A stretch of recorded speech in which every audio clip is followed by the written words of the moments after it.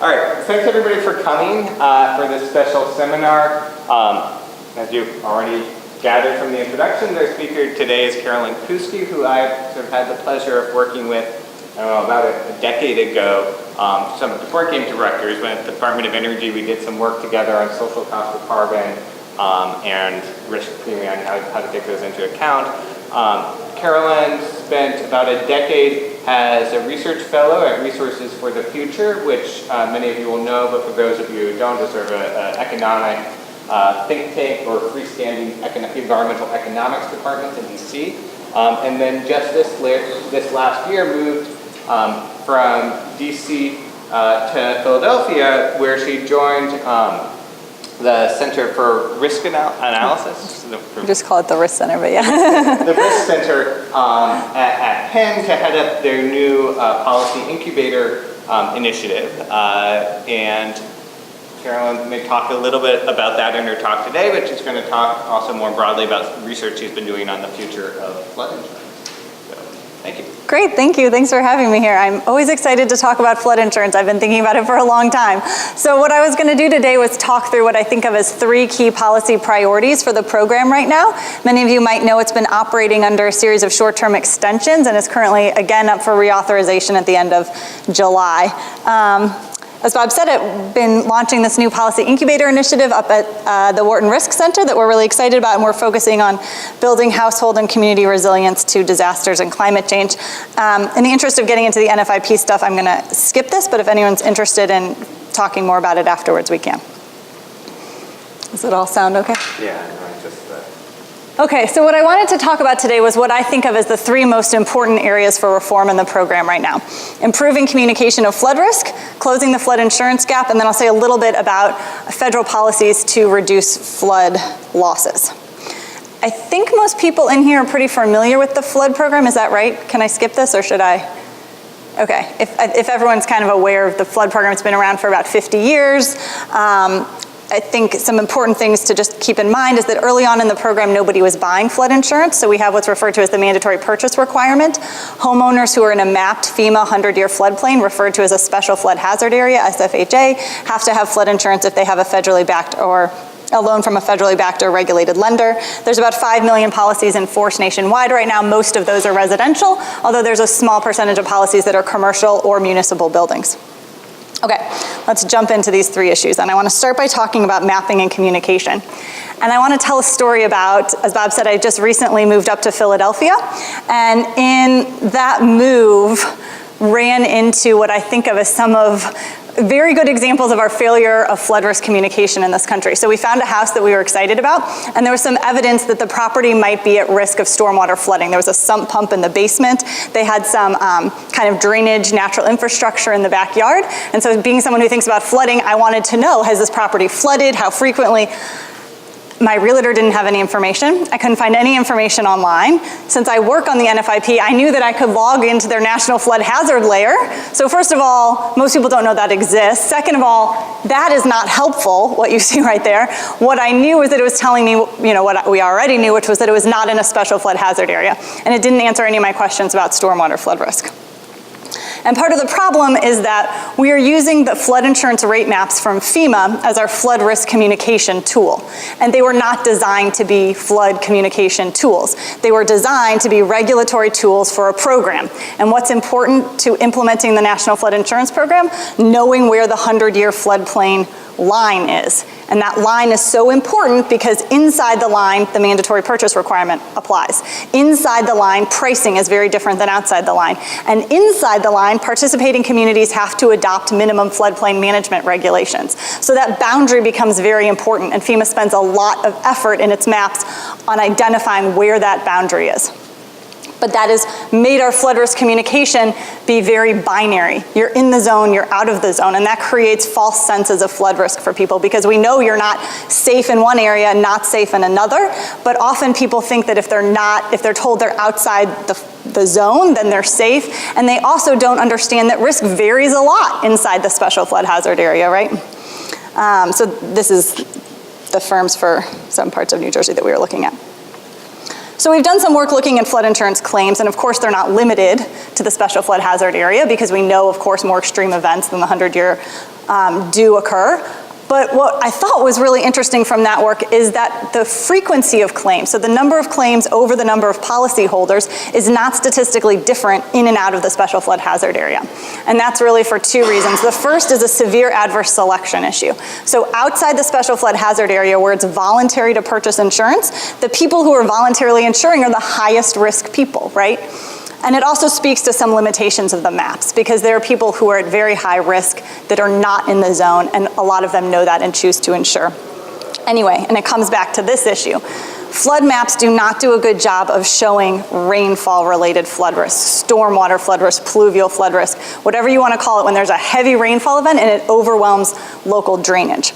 They do a much better job of depicting surge and riverine flood risk, and yet we're seeing lots of communities struggling with this. And people here know much better than I do that climate scientists are predicting we're going to be seeing more of our rain coming as these heavy precipitation events. Harvey was a very extreme example of that. One of the top 5 loss years for the NFIP was because of this in Baton Rouge, and there's just a number of examples around the country.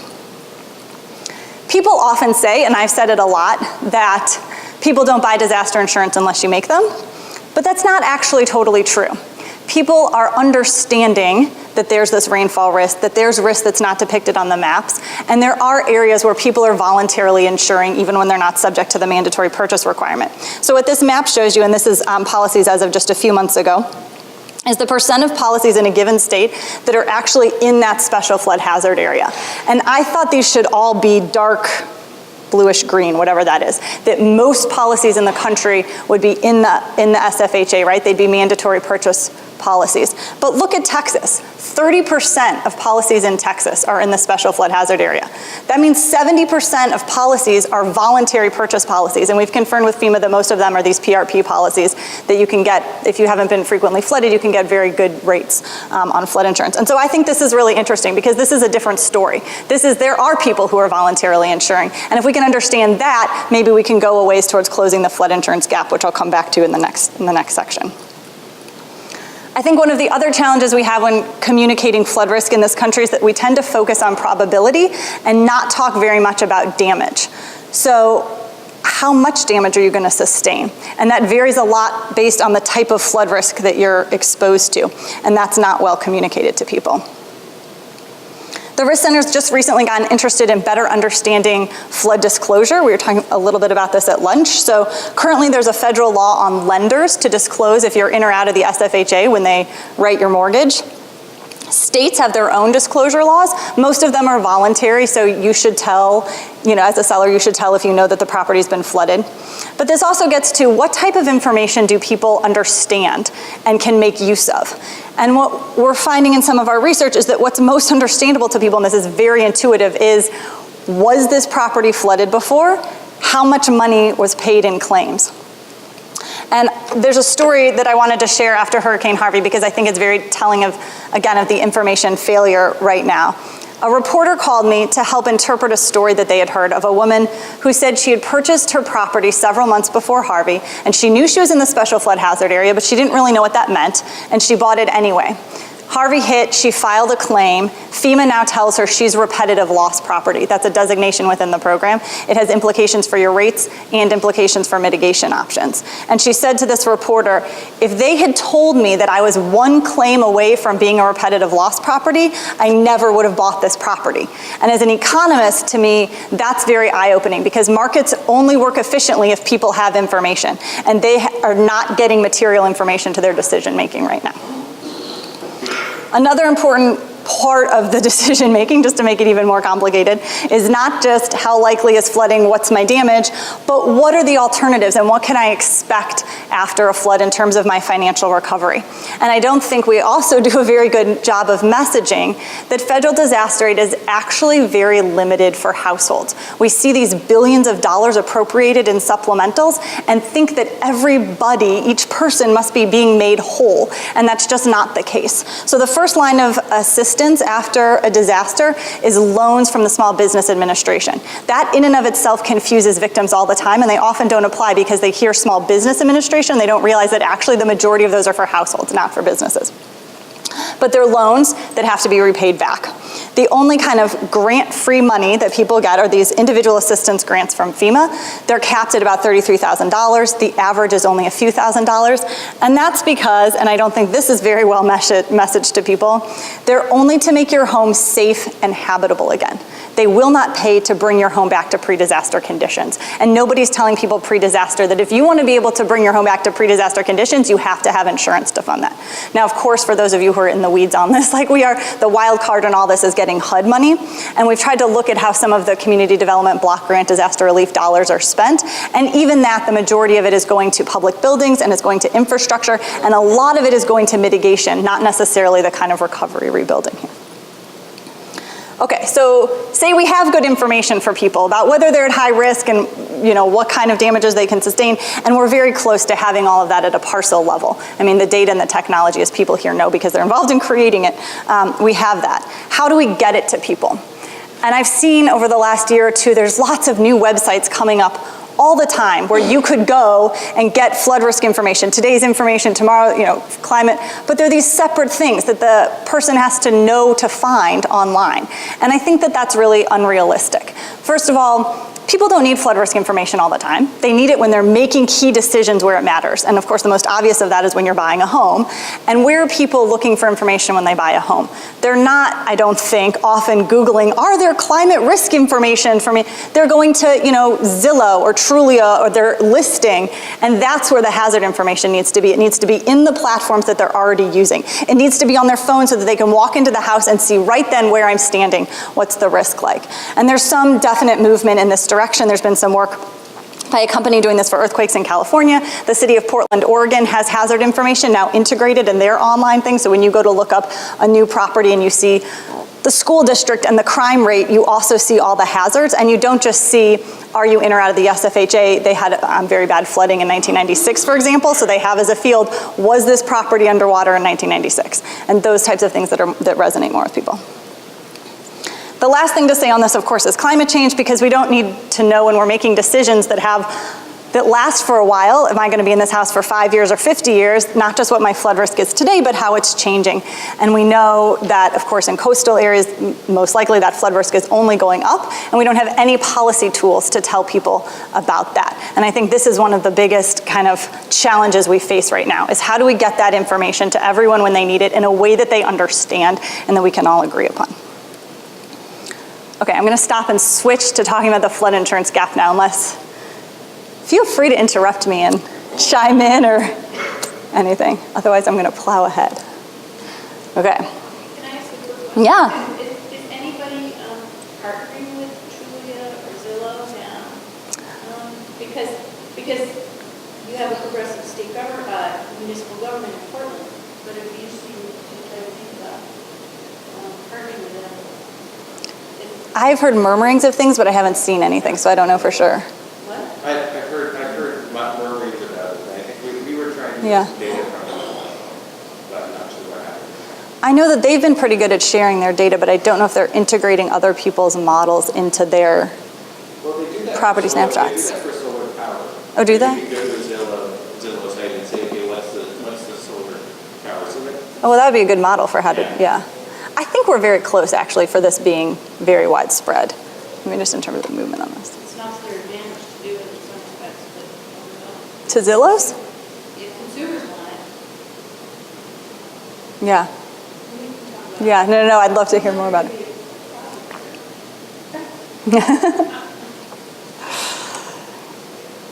Okay. The insurance gap is a term that's often used to mean the difference between damages from a disaster and the percentage of those that are insured. So that difference is, I'm going to use it here to mean the same thing, but in terms of take-up rates. How many people don't have insurance? First, why do we care about that? And I think that's important to say why we think there's a policy interest in people being insured. And it comes to this resilience argument, that insurance promotes household and community resilience because it provides larger and timelier payments to people than almost any other form of ex post assistance. And so this is really actually targeted at lower middle income families that don't have lots of savings and other assets that they can draw on to fund their rebuilding on their own. We're less concerned about those people from a policy perspective, of course. So there's been research that shows that if you have insurance, you're much more likely to rebuild. that it limits the financial shock to the household because you now have funds to use for your repair and rebuilding without having to take on debt, without having to draw down savings, and without having to divert current consumption in order to fund that. And then when that happens, so that you limit the financial shock and you have greater rebuilding, then you also can blunt the negative multiplier effects that can happen in communities when people and businesses can't get back on their feet quickly. So that's kind of the resilience argument on why having disaster insurance widespread within a community would enhance resilience. But what do we see? We see that very few people have flood insurance in this country. And I should say that very few people have other forms of disaster insurance too. Earthquake insurance take-up in California, for example, is only about 12%.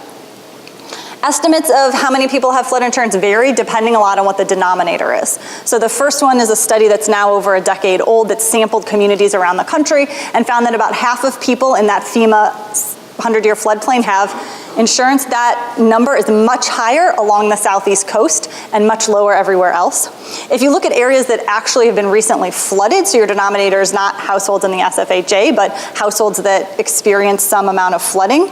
New York City estimated that about 20% of households flooded in Sandy had flood insurance. That Baton Rouge flooding I mentioned in 2016, about 12% of households had flood insurance. Going into Hurricane Harvey, 15% of residents of Harris County had insurance, and going into Hurricane Maria, about 1% of households on Puerto Rico had flood insurance. So there's a huge flood insurance gap in this country. This map shows you take-up rates in special flood hazard areas by county, and you can see what I was saying earlier. The take-up rates in the 100-year floodplain are much, much higher along the Gulf and Southeast coast than elsewhere, although you do see pockets of high take-up rates, you know, where we know there's high flood risk, like Sacramento, you can see as a little dark polygon there. Okay, so why do we see such a gap in insurance? I want to say a few things from the demand side and a few things from the supply side. So starting with the demand. First, lots of people don't understand their flood risk. That was what we just talked about. And if you don't understand your flood risk, then you might not choose to purchase insurance. In addition, there's a very large behavioral economics and psychology literature that I'm sure many of you are familiar with that applies to decision-making around flood insurance as well. People are overly optimistic. They think they're not going to be the victims of a disaster. It's not going to happen to them. They rely on small samples. So if it's been a few years and there hasn't been a flood, they think that means that there's not going to be a flood, these types of things. But even more important than these kind of heuristics and biases that have been documented in these largely kind of experimental studies, it's just that most people don't think about it at all, one way or another. And most of the surveys that have been done of homeowner perceptions find that. It's just not on people's radar. They have other things they're thinking about. It's not on their priority list if it's sunny outside, right? And so it's very hard to kind of engage in pre-disaster risk management. The second thing we found is that people don't understand insurance very well. And this is actually, we have a survey that's going out in June on this question of insurance literacy, because we found that actually there's a lot of work on financial literacy, but very less on insurance, and most of it's focused on health. But what all that's finding, and some anecdotal evidence, is that that insurance is a complicated product and people don't understand the value of it. So for example, several years ago now, I was on a C-SPAN call-in show about flood insurance after there'd been some localized flooding in the Midwest. And I'll never forget this because someone called in and said, my home was flooded a couple weeks ago. Who do I call now to get flood insurance to pay for that loss I had 2 weeks ago? And I realized that there was just a fundamental misunderstanding about how insurance worked, right? And the role that it plays in your financial risk management. And I think that people who think about this all day don't start there. I haven't seen any good outreach to people on understanding that. The Risk Center is also, not me, but other folks at the Risk Center have also done some work showing that people tend to think of insurance like an investment, maybe because that's like an analog for them. And so instead of being happy that they haven't had to file a claim because they haven't been a victim of a disaster, they say, I'm not getting any returns on this. The claims being like the returns, it's not worth it, and they end up dropping their policy. Okay, then the last issue on the demand side I want to talk about is price, because this has really become a sort of national policy issue. First, I want to ground it in how much NFIP insurance actually costs. This is 2016 data, the 2017 data is almost identical. About 99% of policies cost less than $4,500. In the A zone, that's special flood hazard area, the median premium is about $900. The median premium outside the special flood hazard area is about $500. We have very poor understanding on what economists call the price elasticity of flood insurance. And that's because of some serious methodological constraints on estimating this from the NFIP data. The first is that FEMA often only shares aggregate data. And then after that, we often have the price of the people who've bought it, but not the people who haven't. And so if you're trying to look at that extensive margin, that poses a problem. And then the mandatory purchase requirement is really difficult because lots of people are forced to buy it even when the price changes. And so from that, you can't really infer what they would do if it was voluntary. And then after that, the premiums are coupled, they're very highly correlated with the actual risk. And so then you can't really tell if a response you're seeing is from price or from risk. So because of this, there haven't been really exogenous changes in price to use in identification, so we don't have very good estimates of the price elasticity. What we do have is this. I mean, we have more than this. We have some estimates, and they're okay. But what this is just the plots of the number of policies enforced nationwide by year. And you can see they've been declining. The 2017 events did not cause this to rebound. And many people think it's because of price changes that were adopted in 2012 and 2014, but this fall predates when those price changes were actually rolling out. And so I think we still don't fully understand what's driving this. There's also been recent research showing that homeowners insurance is also dropping off. And so we're seeing a drop off in multiple kinds of insurance over the last several years in the US.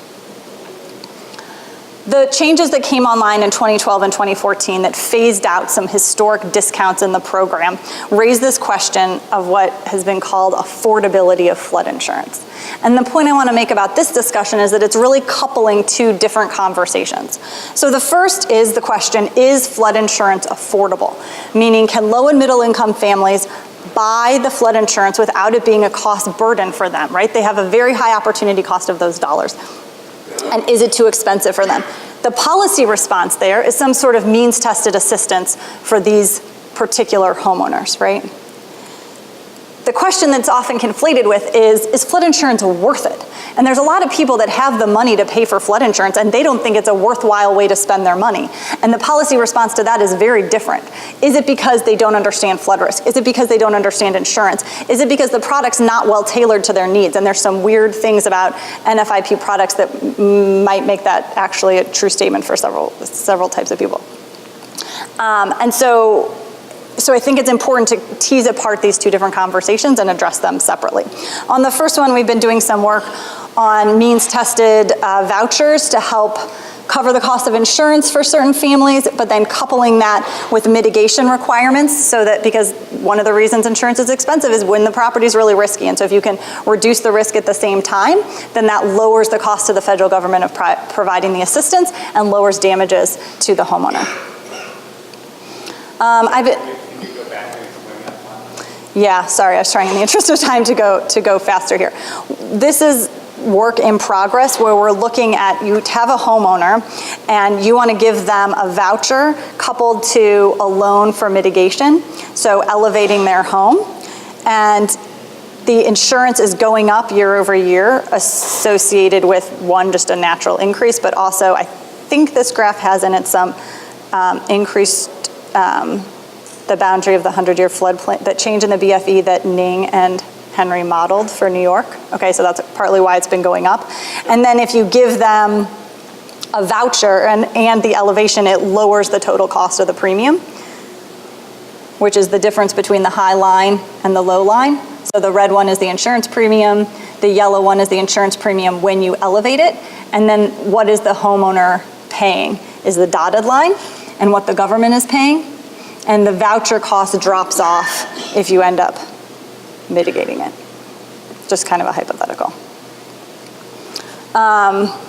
We have a postdoc who's working right now at trying to understand the role of income in driving insurance decisions. And this again is challenging to do with the flood program because whether you buy insurance is often not voluntary because of the mandatory purchase requirement.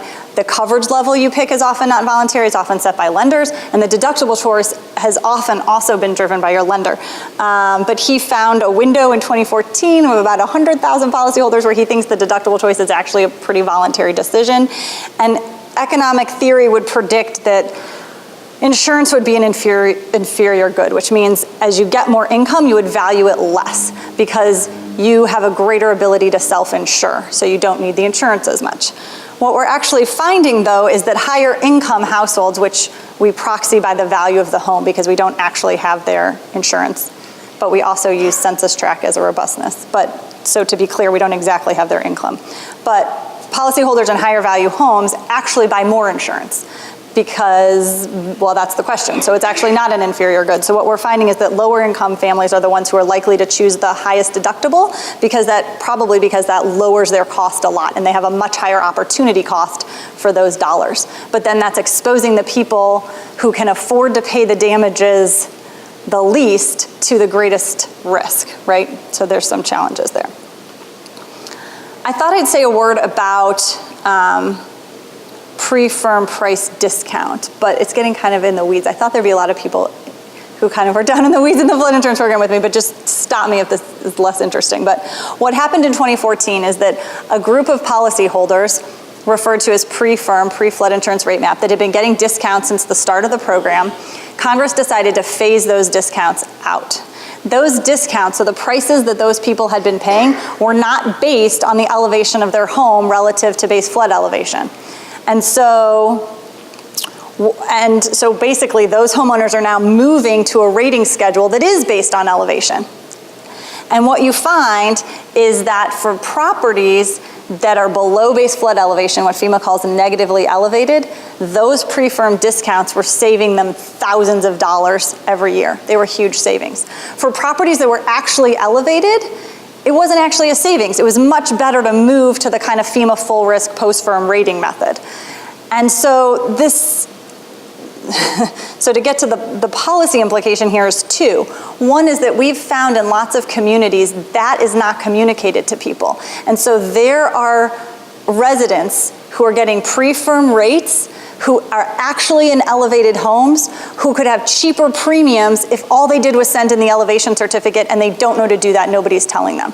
And so now we're working with the city of Portland who's now going in and getting those certificates for people and finding that they can save up to several $1,000s for people by just doing that. And so it's again another information failure. And you can see kind of why it's an information failure here. This is so confusing. It's very hard to even start to communicate to people. The second thing here, though, is as that gets messaged out, and people understand this much better in some communities than others, what you have left, the people that are getting pre-firm rates right now, are these negatively elevated structures that are on a trajectory to very high rates over the next 5 to 10 years. So this is where the affordability problem is really going to come to bite, is on these pre-firm properties. But it's important that we're phasing out those discounts. Why? Because while the number of them in the program has been declining, the share of claims, which is the light gray bar, has not been declining as rapidly. That's just saying that they're a disproportionate share of the claims because they're the riskiest properties. And so that discount is also creating a financial burden on the program. So again, you see this tension between the financial stability of the NFIP and addressing affordability and ensuring greater take-up rate, which is a tension that's been around since the founding of the program and nobody's been able to resolve very well. Okay, I'm now going to switch to talking about why disaster insurance is hard to supply, unless anyone wants to stop me here. Okay.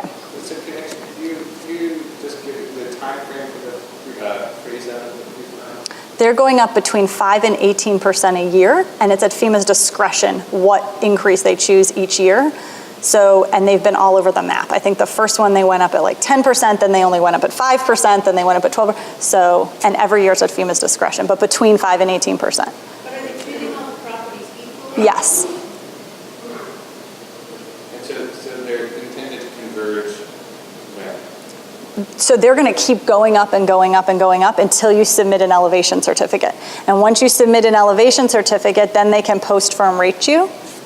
And so their plan, I think, has been to keep them going up even when they exceed the post-firm rate as an incentive to get people to give them the elevation certificate so they can do the rating. But there's going to be people who don't get that done and are going to be paying too much, yeah. So the elevation certificate can trigger a change in the rate. Yes, yeah. And there's also been So I think this also varies quite a bit by community. New York City had a program where they were trying to get elevation certificates for people, and they were going to pay 100% of the cost, and they saw a lot of opposition because people were so worried that it would actually hurt them. So they didn't understand that if you get the elevation certificate and it shows that you're benefiting from pre-firm, you can keep the pre-firm until you've reached the point where it doesn't. So it can't hurt you to get it. But that's also not being well communicated that it can't hurt you to get it. So. And they're expensive, so lots of people don't want to do it on their own. They're hundreds and hundreds of dollars. So, and right now, that's all on the homeowner to pay, unless local governments, which some are stepping in to pay for it for certain classes of people. Okay, so I am going to skip this because what I wanted to say in that is that disaster insurance by the private market is expensive for good reason. Right? So other lines of insurance, like car insurance, the premiums that an insurance company takes in any given year are roughly equal to the claims it pays in that year. It's very steady for them and very predictable. And of course, disasters are nothing like that. They're very spiky. And so you have years with nothing, and then you have a huge year. And in your huge year, the private company has to have access to capital to cover those claims or they go bankrupt. And so they have to have reserves, they have to purchase reinsurance, they have to use the financial markets, they have to do something, but whatever they do to have access to that capital costs them money, and they pass that on to the policyholder. So that's why disaster insurance is expensive to provide. And for good reason, but then people choose not to buy it. Here's the NFIP most costly events. You can see almost all disasters are very fat-tailed distributions. Okay, so what you get though is a breakdown in disaster insurance markets where the private sector cannot offer it at a price that homeowners are willing or able to pay for. Yeah.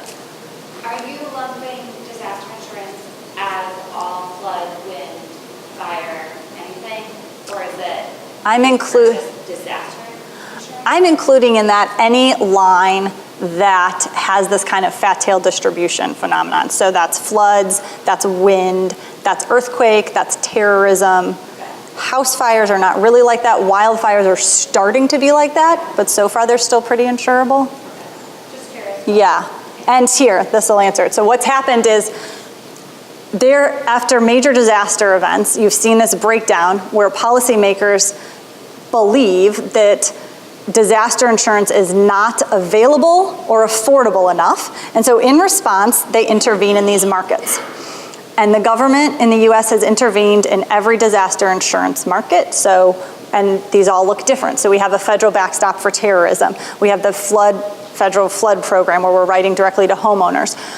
California has the Earthquake Authority, which is a quasi-public entity to do earthquake insurance in California. Every state along the Gulf and East Coast has a wind pool to deal with the high hurricane winds.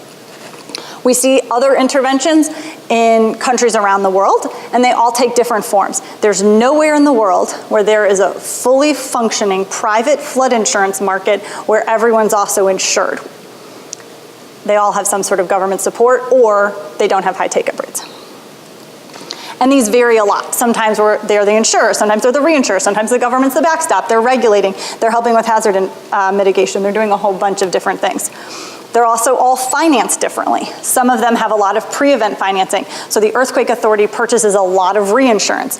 Others are funded entirely kind of post-event. So that's a lot of the wind pools. Like in Florida, if there's a huge event and their wind pool has to pay out a lot of claims, they take on debt and repay the debt by assessing all policyholders after the fact. So that's kind of post-event financing. Lots of the state wind pools do that, and they vary in whether they will be assessing policyholders, their own policyholders, all policyholders, insurance companies, so they distribute it. I used to say that the NFIP had no financing structure. That's starting to change, and they're making small steps there, right? They now have a reserve fund they're setting up. They now have layers of reinsurance, and they're also accessing the capital markets. And so they're starting to slowly put in place a financial architecture. The programs vary a lot on who ultimately pays. And so the costs of the disaster have to be borne by someone. And so this is kind of the important point, I think, is that there's no free lunch. If you make disaster insurance cheaper for someone, you have someone else who's paying for it. And there's essentially three groups who can pay for it. The people who live in the area, so you're putting it on the homeowner, other policyholders, so you're distributing across policyholders, or taxpayers at some level. But ultimately, the losses are going to be paid by some group. The programs vary a lot in their claims paying ability. You don't really need to understand this this graphic, except to say that up the top is what level event they have access to funds to pay for. So you can see that like the Florida programs basically can fund a 1 in 100 year loss, but the California Earthquake Authority, which is the pink one, can fund a much more severe loss. They're much better capitalized. Or they have access to more capital.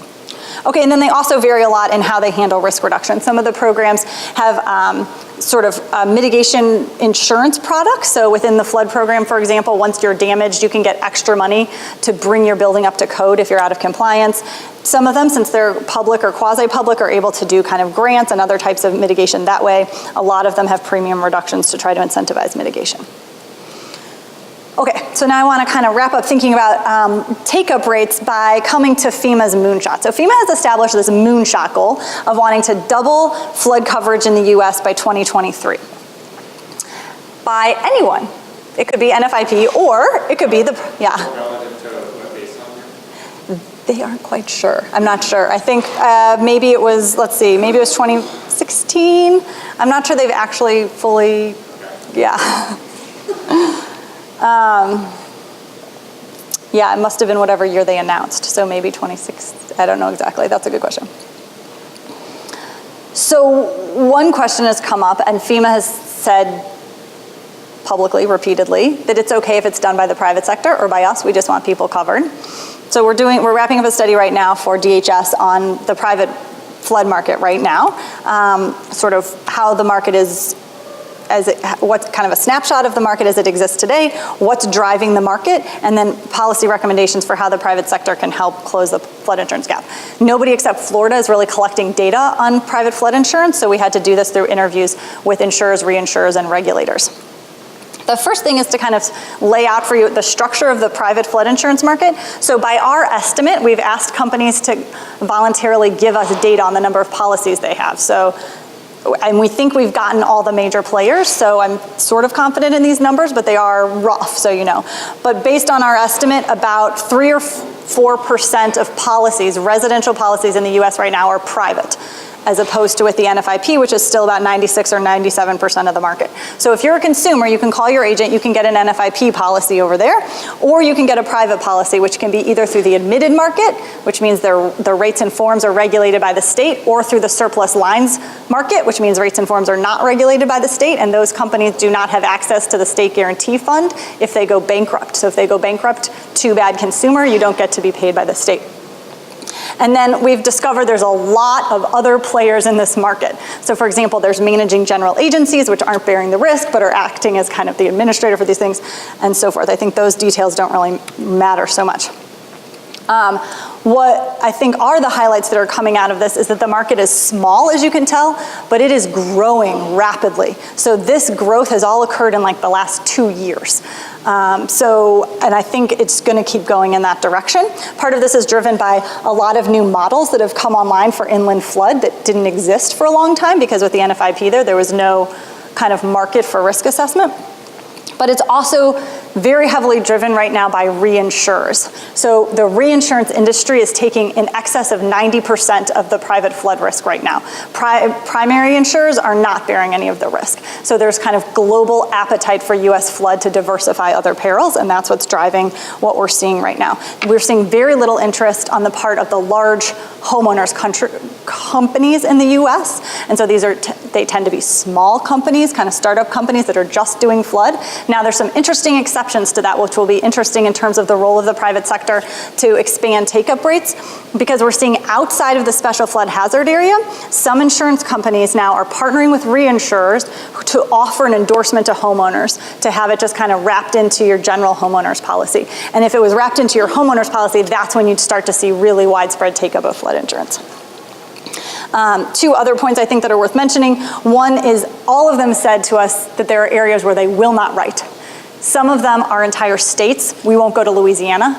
Some of them are communities. We won't go to Norfolk. And some of them are properties. We won't go to negatively elevated properties. So there are risky areas where the private sector is just not going to be writing. And I think that those are important to highlight, because that might be not where we need risk transfer, but where we need aggressive risk reduction, right?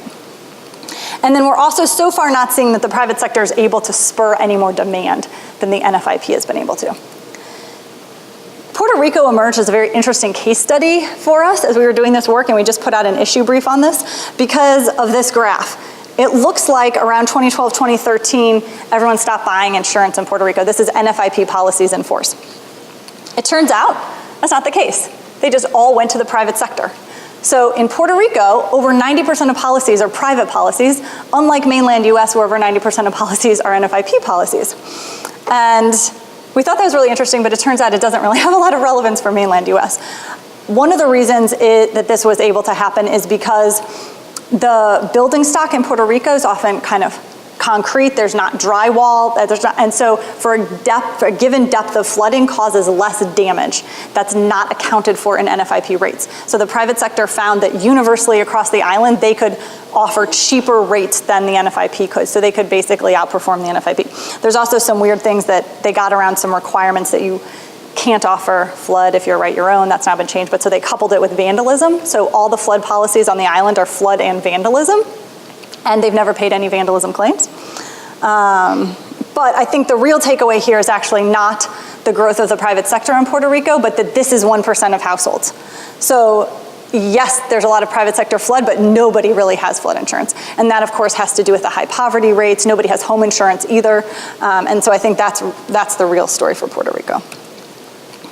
Yeah, overall take-up rate was around 4%. Okay, so just to end this section here, what we've been thinking about now at the Risk Center is what are the appropriate roles for the private and the public sector in increasing our take-up rates of insurance and more broadly in financing disaster losses. And so what we've been playing around with, building on work by lots of other people, is kind of a layering approach where you have the homeowner who has some deductible to reduce moral hazard. You have an insurance policy that has all perils in it, because having flood not in your homeowners, an earthquake not in your homeowners, and having to buy these different products is confusing to people and often leads to insurance gap problems. And then you have private reinsurance, and then you have the government coming in at some very high level for the most catastrophic events. And then that has to be supported by the public and private sector in risk communication and in risk reduction. So let's talk just briefly for 5 or so minutes about mitigation.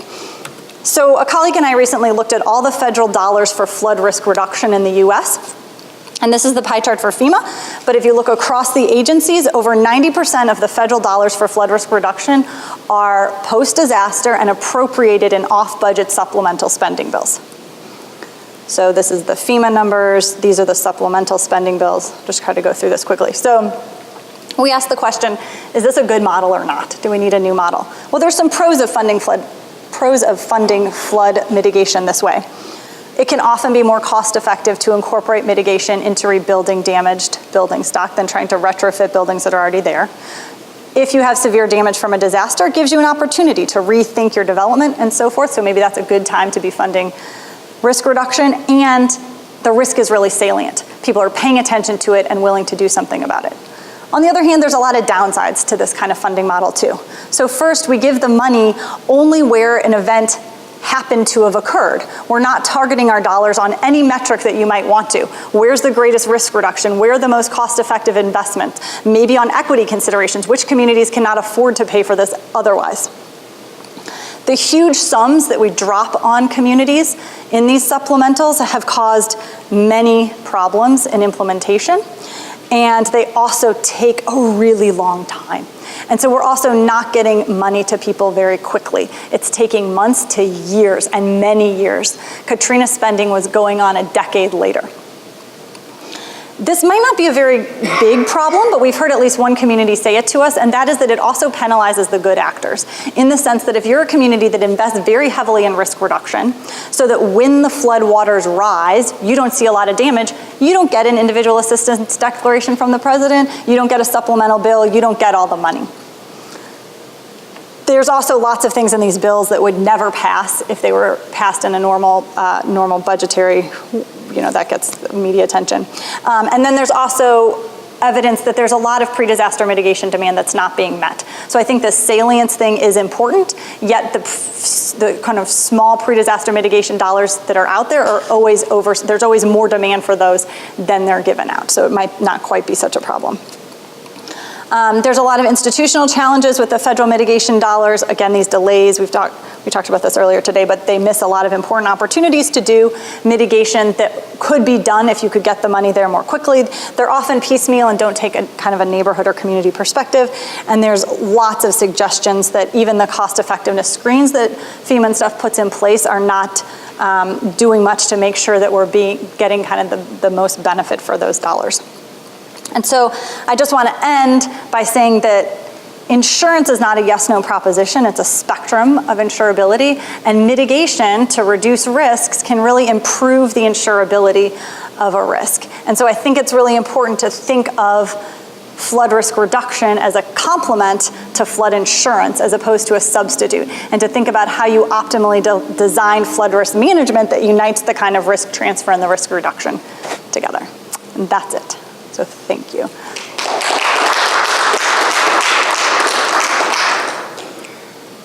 think there's like 4 minutes, if anyone. Yeah. So I'm trying to wrap my head around. So in the beginning, you talked about rainfall events, the localized flooding. That doesn't qualify as disaster, right? And so that all that kind of flooding that might be increasing is separate from your NFIP, in terms of a river or storm surge kind of thing, the river flooding. Well, it doesn't qualify as disaster in the sense that it could be small enough so that you never get a presidential disaster declaration. If it damages your home, you get a flood claim no matter what. If you had the flood claims pay no matter what whether it was whatever the source of the flooding was. And if it's a rainfall event that's severe enough like Harvey, then it still is a disaster, right? So. Well, I'm thinking about the flooding that takes place in local neighborhoods, not rivers flooding, not streams flooding, but just flooding people's basements and the like. Yeah. That's not, that's general homeowners, not NFIP. No, that would be NFIP. That could still be NFIP. When it's not NFIP is that if it's just in the basement, there's a lot of basement exclusions in the NFIP policy. So to that, yes, it could be excluded. If it was like that, but you didn't have a basement and it was your first floor, then you could still get an NFIP payment if you had an NFIP policy, which you probably don't. No, that's if you, yeah. Outside of the zones, yeah. They're not going to get flood insurance. Yeah. That's the kind of flooding that they're going to be getting. Yes, and that would be excluded from their homeowners. And so they're just not covered if that happens, yeah. Is there any insurance that covers that? I mean, some homeowners insurance companies will offer you a rider, like an amendment, like an addendum to your policy to cover it, but you have to pay extra for it. It's not usually the default in your homeowner's policy. Yeah. I saw your distribution, the pie chart is in the public and the private.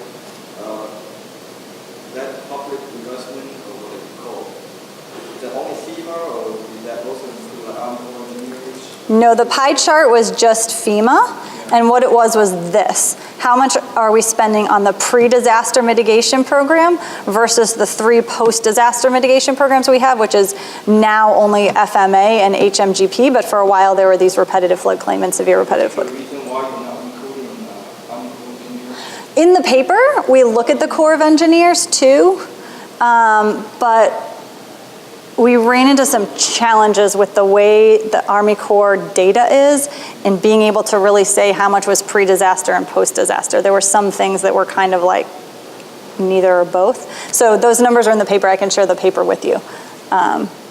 But it does follow, the Corps follows the same general trend that they are getting more and more of their dollars for risk reduction in supplementals too. A lot of the infrastructure that they build is not funded through annual appropriations anymore. It's funded by the Sandy supplemental and the Harvey supplemental. So they're also seeing a lot of their dollars come this way as well.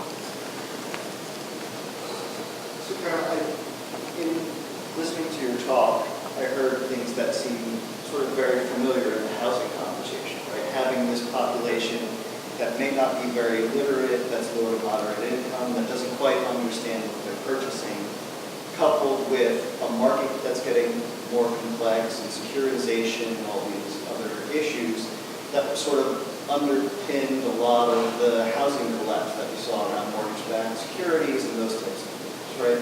So from an insurance program perspective, are they looking at the potential risks of, say, nobody's writing policies in Norfolk now, but if the demand is so great that they start to need to fulfill it from an investment perspective, are there any protections against that? So have we learned anything from sort of housing crisis that we just went through? That's a really good question. I haven't thought about parallels between the flood insurance program and the housing crisis. I have thought about the housing crisis and coastal flood risk housing markets in general. So the NFIP can't exclude people, so they'll keep writing and keep writing. And I think the biggest challenge for the NFIP when it comes to increasing risk is grandfathering, which we didn't really talk about. But right now, when you get remapped, you can keep your low risk rate.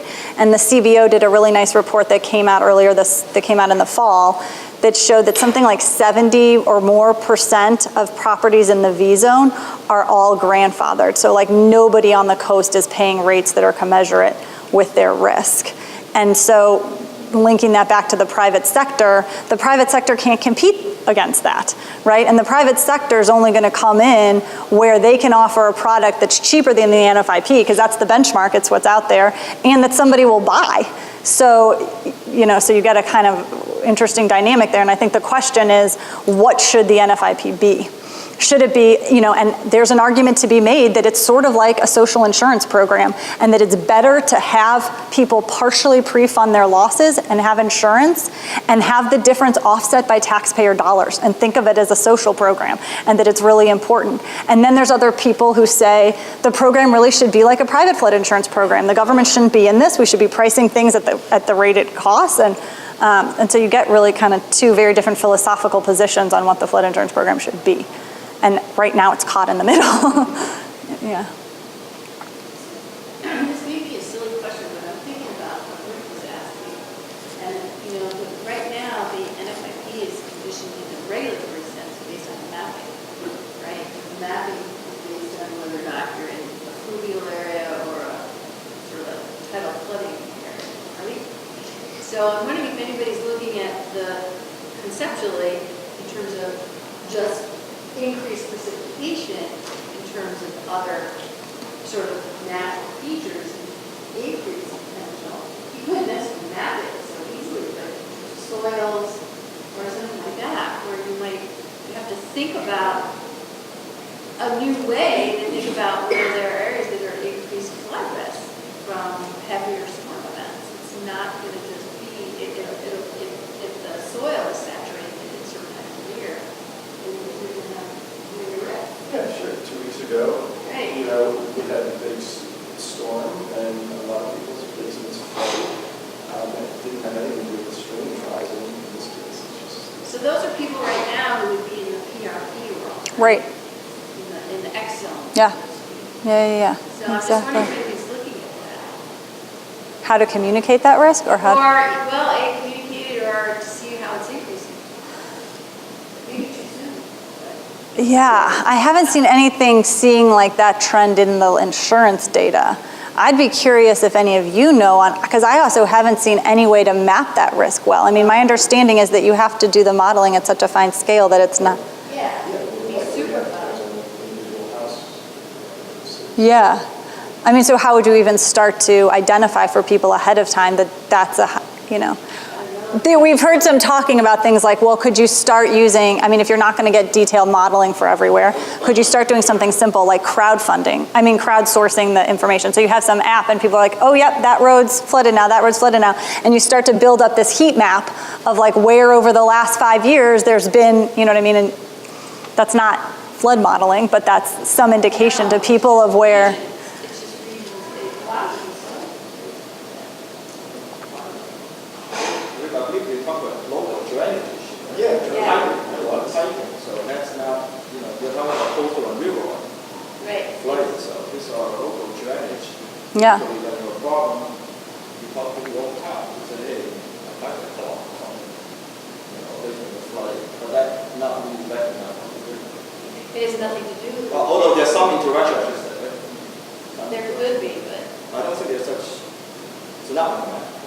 No, Right, no, but it's a not. whole No. new- I hadn't thought about it like this. It's a whole other way to think about it. It's a risk that's going to change over time. And Yeah. And it could be, I mean, it can be associated, like, you know, during Irene or something, right, you would have a lot of basements getting flooded that are not rivers overflowing. Oh, yeah. As I was saying, in terms of mapping it, you're never going to get household by household because that's going to be too much detail. But you could get a sort of a sense of neighborhood by neighborhood. Look, if you looked a little bit deeper at the geologics, the subsurface information, and there are geologic maps from most states that would have that information. I know in my neighborhood, when we get heavy storms, we sometimes get flooding if the ground is saturated because there's a very short distance before you get to essentially impermeable rock. And you could know that at a neighborhood level. It takes a Yeah. long time. Yeah. When you could predict that, I mean, I as a geologist could go into areas if I knew enough about the rocks. I could tell you whether this area is prone to that problem. Right or not. Yeah. So it would be possible to make some level of assessment of where, either based on the geology or based on the blacktop coverage, you have greater enhanced risk of Yeah. short-term localized flooding. Yeah. Be interesting. Yeah. Earlier in the talk, we were having a discussion about Zillow. Have you done interviews with or talked with realtors in terms of, you have buyers representatives and you have owners representatives, right? And so did they feel that disclosing flood risk was something that they had sort of a fiduciary responsibility to do, or was it that it confused their clients? I mean, what's the sort of general feeling among the, if you have any idea around the real estate professionals about dealing with this issue? So the only people I've talked to are at the National Association of Realtors, so the people in DC. We haven't done any surveys in communities of actual realtors on the ground, so I don't know that. What I hear at the national level is that that they have an interest in good information, because they also don't want to be found liable or blamed if they sell a house to someone and then that buyer comes back and said, but you didn't let me know that it was risky. And so they've said we wouldn't stand in the way of any information disclosure. Information disclosure benefits us as much as it benefits the consumer. That's what I've heard. I've also heard anecdotal stories that realtors are sometimes a problem in local communities that they don't want risk information to be out there. I've never run into that directly, but I know that that's talked about, but we've never seen that or engaged with that. Yeah. But I mean, all disclosure laws are state level, right? I mean, they're not, so. Does the liability sit with the realtor, or does it sit with the party, right? So if I sell my house using a representative, the disclosure form still sits with me in terms of liability, not the realtor, correct? Or does it vary state by state? I don't know. That's a really good question. I don't know. Yeah. The realtor would still care about their reputation. Yeah, there'd be a Even if reputation they have risk. financial liability or legal liability, they would still care about perception of honesty. Yeah. That's a good question. Yeah. What we've been struggling with is how you could actually operationalize disclosure of better information. Like, local governments don't keep records of which houses were flooded when. So you'd have to set up some sort of record keeping to be able to actually systematically disclose information like that. So, yeah. Well, could it be something like whenever I've rented a place that hopefully the landlord or someone is giving like the lead form where Talked about this. I haven't really ever read it, but it comes with what I get. So lots of states have a law like that. Right. But what it is usually is so most states either just you have to disclose if you're in the FEMA floodplain or not. So that happens, but we know that that's not super useful. Or the seller has to disclose if they know that the property has previously suffered flood damage.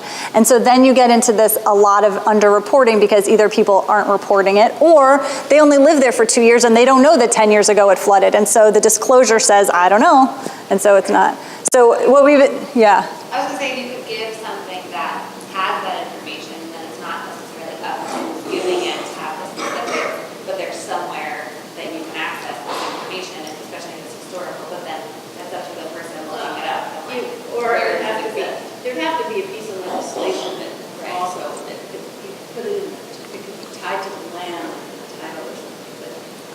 that's never. Yeah, I was, you have to tie this entirely because quite often flooding, these flooding events are decadal. Right. But that's only for home ownership. Yeah. For renter. Well, everything changes if you're a renter with this stuff. Yeah. But And renters really don't have insurance. it's just not, it's not the right thing. But I think it's interesting, I mean, some of the work that we've done, right? And so in this case, you know, a realtor isn't just a profession. In this case, we're a realtor, right, capital R. It's also a designation and a licensure, right? So there's a professional licensure that you could tie it to, like you just said, right? Or that you can lose your license. Or there's a state regulatory route where you can say, thou shalt disclose, right? So you could come at potentially from either route. Well, I just wondered to myself if there's any kind of movement, and I don't know if you've heard about this, sort of like a certification program almost for green realtors, let's say. You know, like the way, Yeah. like Sirius does, you know, that basically, you know, that there's an ethics issue associated with it. And when you want to be certified that you're doing this sort of thing, or that you would show, you know, flood mapper, when we were showing people properties in the community. I don't know. I think that's a really neat idea. What I've seen, I haven't seen anything like that. I think that's really interesting. What I have seen movement on is on the agents, on insurance agents, because that's another person that people look to for risk information. And often realtors defer to the insurance agent too, so that you call to get a quote for insurance on your home, and then that person would say to you, you really should have flood insurance, you really should have earthquake insurance, and that very few agents understand flood insurance. They don't understand flood risk, they don't understand the NFIP, they really don't understand the private flood insurance market. And so, You mean real estate agents? no, I mean insurance agents. Yeah, no, but so to this thing about being a designation, some states now are putting in place continuing education requirements for insurance agents, so that insurance agents have to have gone through some training on flood risk. I just thought there was a parallel there and something you could do for realtors too. I Yeah, don't know, I'm sure Yeah. you could find somebody who's thinking about it, but I Yeah. think about millennials, they're all about transparency. So, you know, it's gonna happen. It will, right? yeah, no, I think we're very close to having better disclosure. Okay, thank you everyone.